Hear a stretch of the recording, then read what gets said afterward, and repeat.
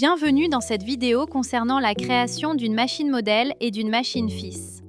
Allez dans la fiche d'un client, dans l'onglet Parc Machine. Cliquez sur le plus à gauche, une liste apparaît. Créer une machine modèle permet de créer directement l'article de type machine s'il n'existe pas sur l'ERP. C'est un article standard qui alimentera également la liste d'articles sur le logiciel. La fiche article apparaît.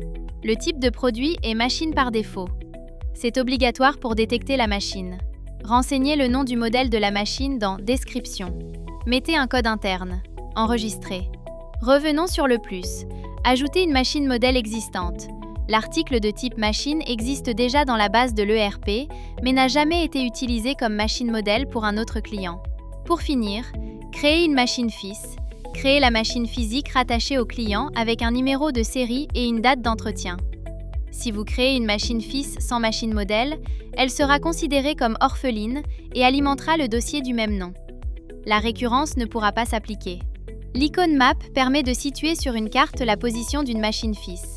L'icône Générer les interventions préventives permet de forcer la création de la fiche incident en fonction de la date de l'entretien de la machine fils, si la génération automatique ne s'est pas faite.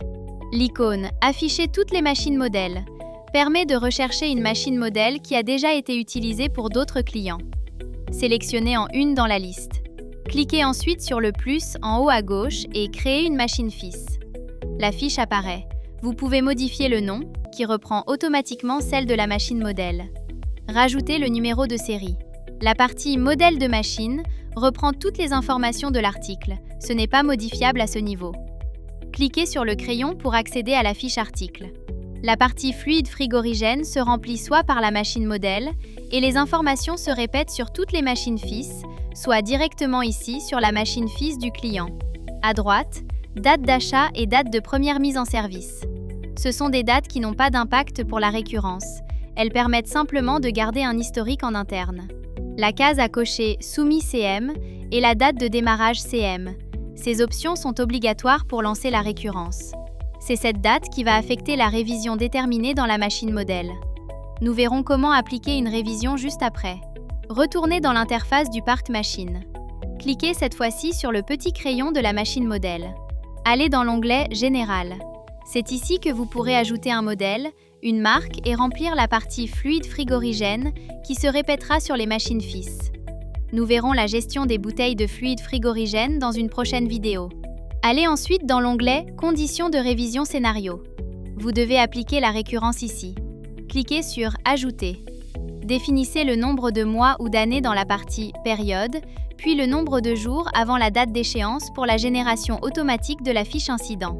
L'onglet « Carnet de maintenance » permet de retrouver l'historique des interventions créées pour toutes les machines fils rattachées, tous clients confondus. Sortez de la fiche client. Pour finir, dans le menu Paramètres à gauche, puis dans Gestion des machines, vous retrouvez ici la liste complète des machines modèles avec leurs machines fils rattachées, tous clients confondus. Vous retrouvez les mêmes options que dans l'onglet Parc Machine de la fiche client. C'est tout pour cette vidéo.